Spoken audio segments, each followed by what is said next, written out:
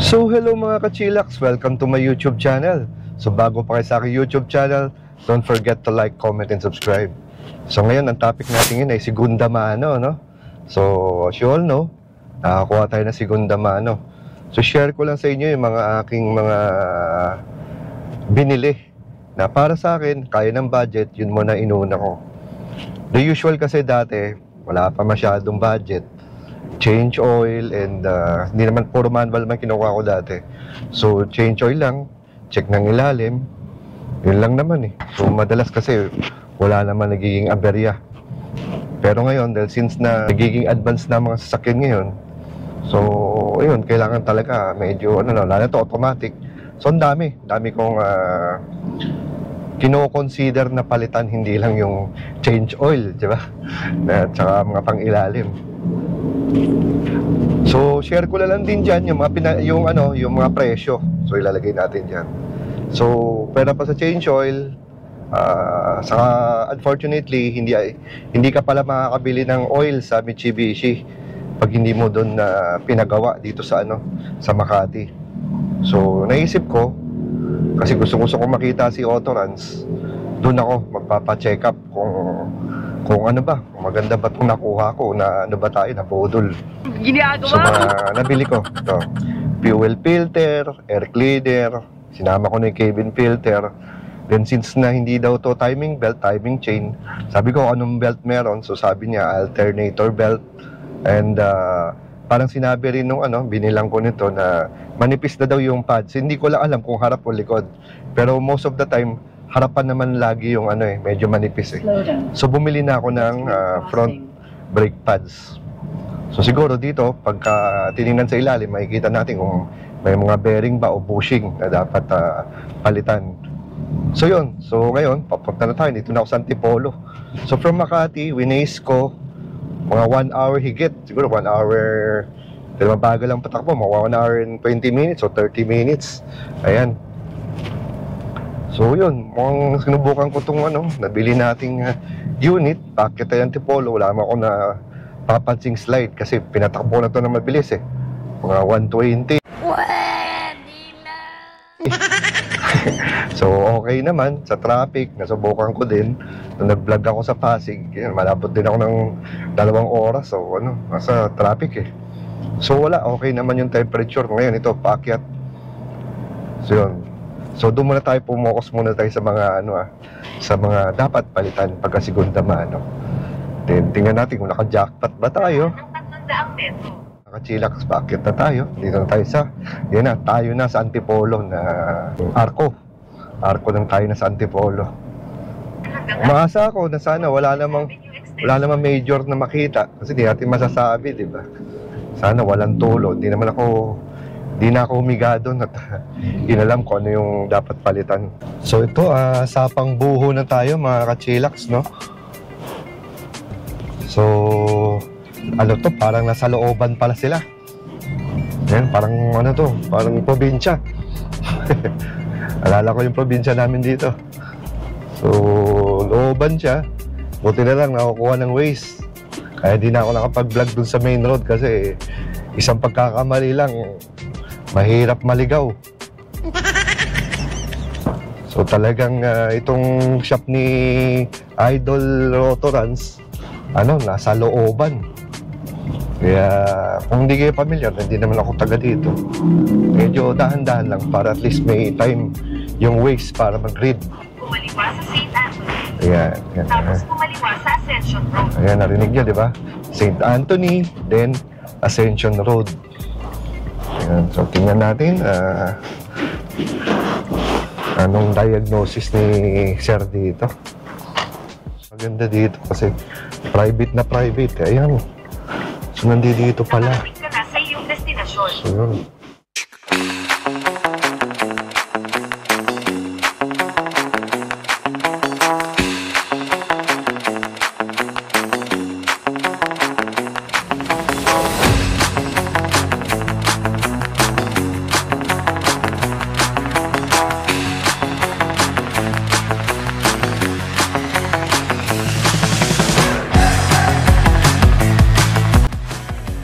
So bago natin kausapin si Sir Randy, si Autorans. Ito, yung front brake pads. Yan naman ang pinalit. So nakita nyo yung bago tsaka yung luma. So kita nyo, nipis, di ba? Dahil segunda mano to kung kinuha. So ito yung kanyang air cleaner at cabin filter. Kita-kita nyo, napakaitim na. Saktong-sakto. Kailangan na talagang palitan. Tingnan nyo naman kung gaano kaitim yan. Kulay uling na. At syempre, naalala ko, palit gear oil na rin. Yan yung sa likod. Para at least maganda ikot. Nakita nyo yung langis na yun, napakaitim. Buti na lang, naalala ko na ipapalitan. Then, syempre, ang fuel filter. Yan, malakas tong epekto nito, lalo sa paghatak. So, yan yung lumang fuel filter. Nakita nyo, napakadumi, di ba? Ayan, oh. Saktong-sakto din. At ako'y naisip ko, napapalitan na yan. So, yan, yung bago. Tamo, ang linis, maputi.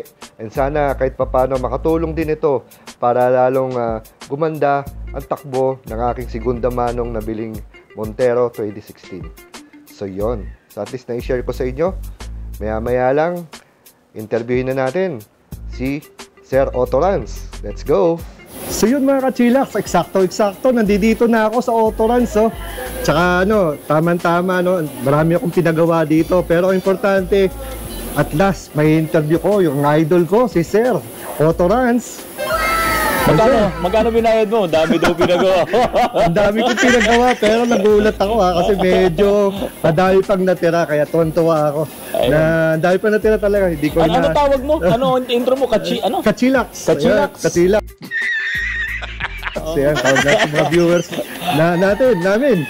Oo, palibasa mga kapatid. Ito ay double recording na po tayo. Yung game na yun, okay lang. At ito, nagpagawa sa atin itong si Sir Well. Yun po yung kanyang YouTube channel. Sir Well Esquila. I-add nyo na po yan sa mga subscribers ko po. Na patuloy na nagtitiwala po kay Autorans at sumusubaybay po sa aking mga vlogs. Sana ako doon. Kaya dito ako, dumayo pa ako, from Makati pa ako, pumunta pa ako talaga dito sa Antipolo para lang tsaka bagong-bago unit natin, yun din ang bagong yaman mo, ang ganda ng sasakyan mo, ha? Second hand lang to, dahil usong-uso segunda mano ngayon. Second hand, pero mukhang sabi mo kanina, naka-jackpot ka yata. Kaya nga, sa'yo kasi pina-assess yung yung Montero 2016 ko, para malaman ko kung talagang wala ba siyang major na problema. Okay, Sir Well, ano ba may paglilingkod ko sa'yo? Ayun sir, syempre para na rin sa mga sumusubaybay rin sa akin channel na hindi lang all about EV, kundi pati na rin sa mga segunda mano. Ano po ba yung mga basic na dapat i-check? Kasi ako may sarili rin akong gusto, depende sa budget ko. Pero yung mga tipong tama lang yung budget, ano po ba dapat nila unahin? Yan ang isa sa pinakamahirap sagutin. Kasi kaya nga yung vlog ko, ang taas na po ng views niyan. Meron akong vlog na pinanood mo na yata yun, ano? Paano makaka-jackpot sa segunda manong sasakyan? Ang dami ko pong mga sinabi doon. Para hindi ako mahirapan mag-explain sa inyo, unang-una po, panoorin nyo yun. Tapos pangalawa, nandito si Sir Well. Si Sir Well po kasi nakabili ng isang Montero na modelo. Maganda yung kanyang nabili. Mukhang naka-jackpot nga talaga. Sana all. Hindi ko na nga lang in-scan kung ilan na yung tinakbo. Pero mamaya, i-scan po namin yon. Pero unang-una po, kapag bibili po kayo ng segunda manong sasakyan, hanggat maaari, doon kayo bibili sa mapagkakatiwalaan nyo yung nagbebenta. Don't talk to strangers. Diba? Napakahirap po na makabili ng segunda manong sasakyan na pagdurusahan nyo ng habang buhay. Kasi once na nasa yun na yan, pag yan po ay halimbawa depektibo, tapos alam mo na yun, ibinenta mo ulit sa iba, pagdurusahan mo rin yan kasi alam mo depektibo, di ba? Kaya nga po mga kapatid, isa-isa marami po yun. Pero ang una, dapat maayos yung makina. Hanggat maaari, hindi siya blow-by. Hanggat maaari, hindi siya kumakain ng langis. Maganda ang tunog. Wala kang makikita mga tulo-tulo doon sa makina. Pagdating naman sa transmission, dapat hindi sliding, hindi nag-jerk. So yung sinasabi ko doon sa vlog ko, dapat ite-test drive. Huwag kayong papayag ng hindi nyo mate-test drive kahit mga 30 minutes man lang yung sasakyan. At dapat napapatakbo nyo ng mabilis. At ang pangatlo, ang pinaka-importante din po ngayon na pwede mong ilagay ito doon sa unahan ngayon dahil ito yung pinakamainit na usapan, yung papeles. Diba, pag nayari na tayo nung administrative order ng LTO, Yan ba, napatransfer mo na Oo, agad? kasama ho yun sa, ano, sa usapan. sa binayaran ko, inclusive. Pagkabili ko, diretso kami agad sa HPG. Iyon ang isa sa pinaka-importante ngayon. Dapat maayos ang papeles. Tapos, hindi ko nahabaan to, no? Panoorin nyo po, meron po akong vlog nito. Tapos po, ang isa pa pong pinaka-importante dito, once na mabili nyo yung sasakyan, or nag-uusap pa lang kayo, kahit kapirasong papel lang po, kapirasong papel lang, magkaroon lang kayo ng usapang personal ng tao na kung ito laspag, kung ito may problema, pwede ko bang isole? Isa po yun, kasi hindi maliit na perang pinag-uusapan dito, malaking pera nyo yan at pinag-ipunan nyo. Kapag hindi pumayag yung may-ari o yung binibilan nyo ng sasakyan na pwedeng isole kung talagang may matinding problema, back out na po kayo. Sir. Tama naman lahat sinabi, sir, kasi hindi nang ginawa ko eh. Kaya, yun nga lang. May usapan ba kayo nung ano? Except for the last part. Kasi, medyo okay naman, sir. Nararamdaman ko naman. Tsaka yung papers naman notaryado. Maayos po lahat. Pero kilala mo ba yung nabilad mo? Actually, hindi ko siya kilala pero dahil friend of a friend at may business talaga silang legit, imposible talaga, sir, gagawa sila ng milagro. Yun. So, nagbabuy and sell talaga sila? Oo. Na maayos naman. Maayos talaga. Kasi yung isang vlogger din, actually, kumuha rin sa kanya na yun. Vlogger na yun. Sige, banggitin mo na rin. Total, nanonood ako sa kanya. Kaya ako lang tinatanong, no? Kasi parang bumibilib ako sa mga vlogger. Ang daming pera. Ako hindi pa nakakabili ng sasakyan eh. Ako lang, sir, kung kilala mo si Armenian, best friend ni Hungry Syrian vlog. Hindi ko pa siya napanood. Pero huwag kang mag-alala, panonoorin kita minsan. Kasi lahat ng mga vloggers, idol po natin yan. Kasi hindi lamang, marami tayong naibibigay ng mga informations na hindi naman napapanood na ngayon sa TV. Tama. So yung mga vloggers ngayon, ang talagang masasabi nating mga mediums ngayon para makarating yung mga ganitong informasyon. Sige sir, ano pa bang pag-usapan natin? Yun nga, sir, katulad nung katulad ng binanggit mo, kasi may nabanggit ka doon sa vlog mo na huwag nyo na antay na maging 100,000 kilometers ang tinakbo niyan. Habang maaga pa, palitan nyo na yung fluid. Kaya pumunta agad ako dito, dahil wala pa 70,000 eh. Sabi mo kaya... Pero, merong excuse pagka pwede naman, testingin ba sir, na yung kulay? Hi sir! Sir, sige, pakita mo nga sila sir. Ayan may Picture po sana siya. Ayan, sama natin to si Sir Well.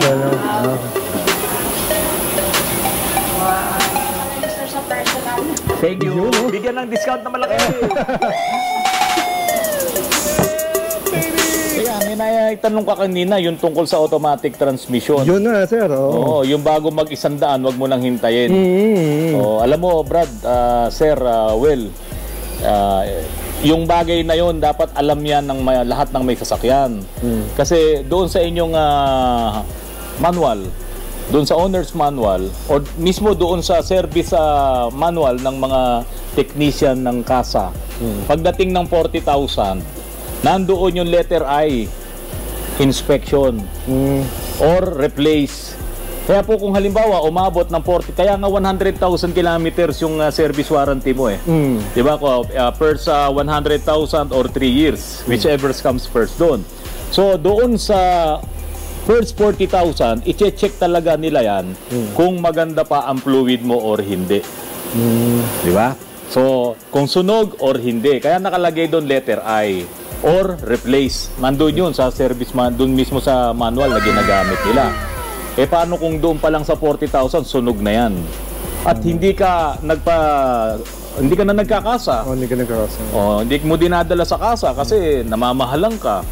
Or na-neglect talaga nung kasa. Na hindi nila na-check na sunog na pala ang fluid mo. Hihintay mo bang mag-100? Dito Sir Well sa Autorans, tulad mo, ikaw kanina, experience mo na to. Gusto mong papalitan ng fluid yung iyong nabiling Montero. Sabi ko, teka muna, hindi pwede yan. Kailangan, inspection muna tayo.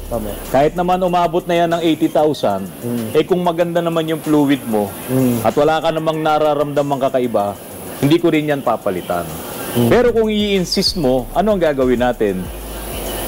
Tutuloy natin. Magwe-waiver tayo. Waiver. Kasi in-insist mo na para sa akin, hindi pa siya dapat palitan.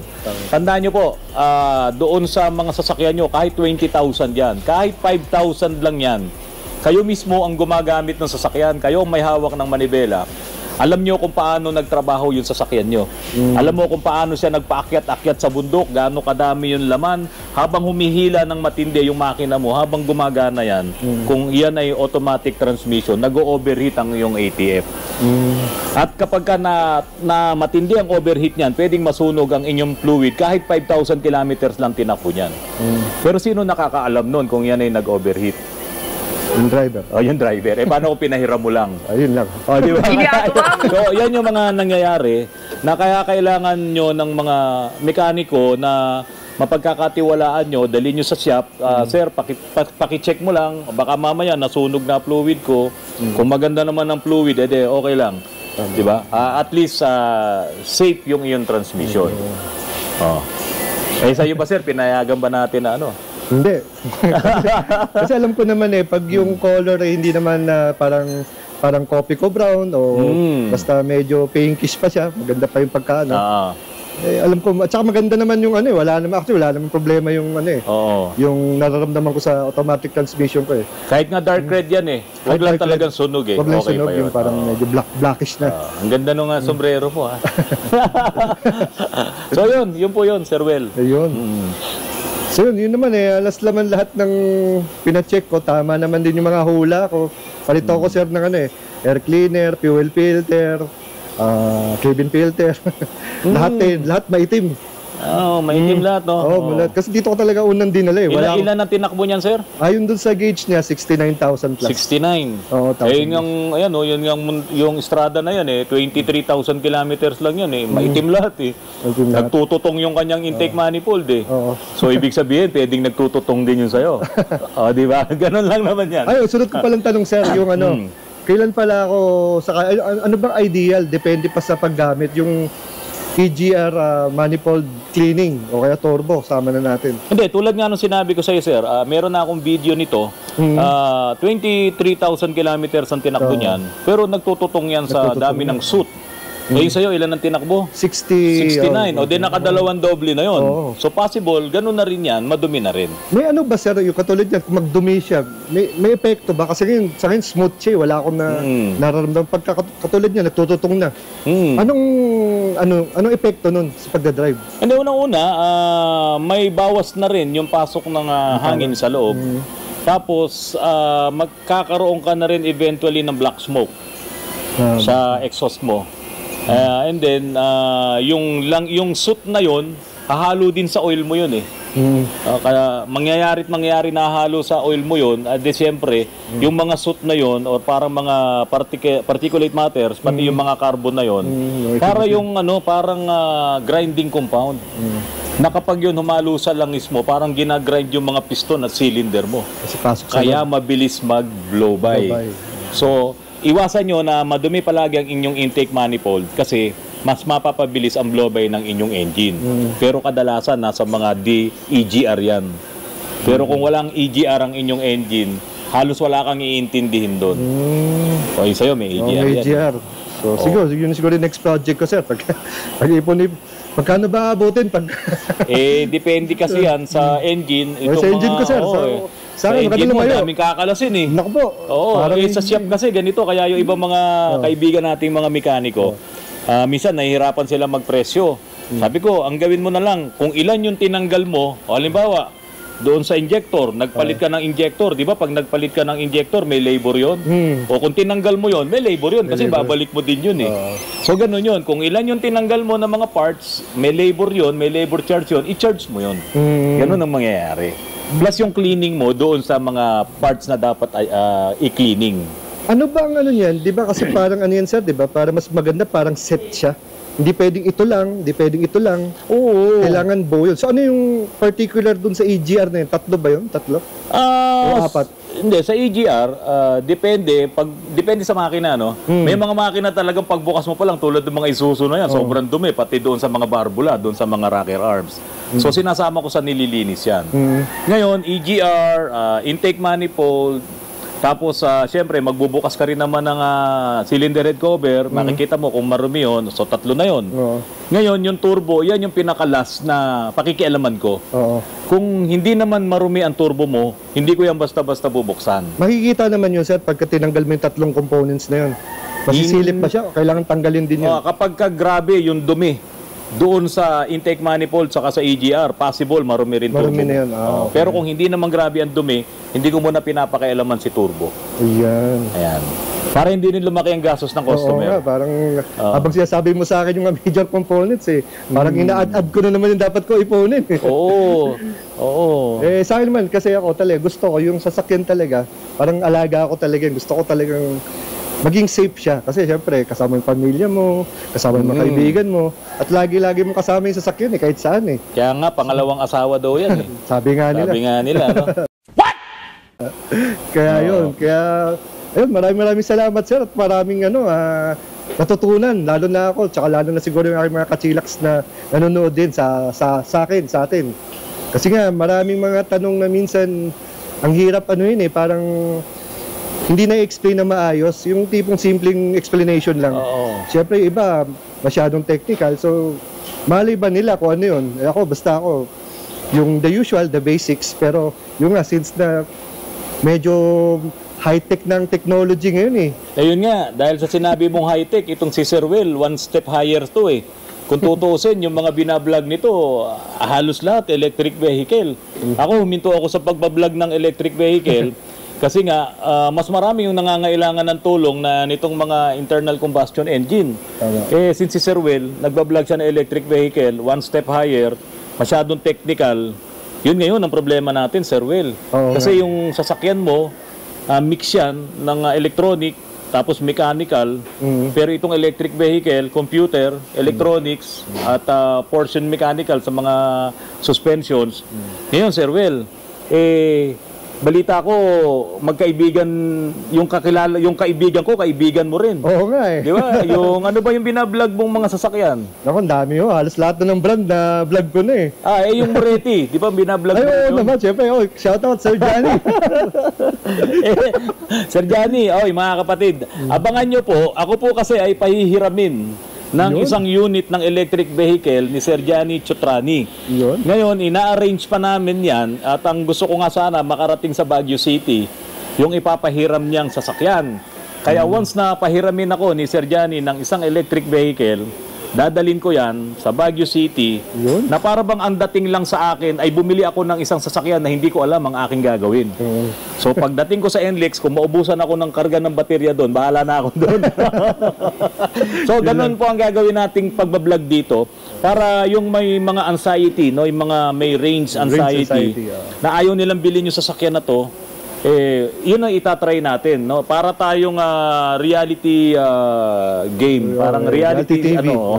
Ganun ang gagawin natin, mga kapatid. So ano ba yung last na binlog mo na electric vehicle? Yung Moretti Edera VIP. Yan.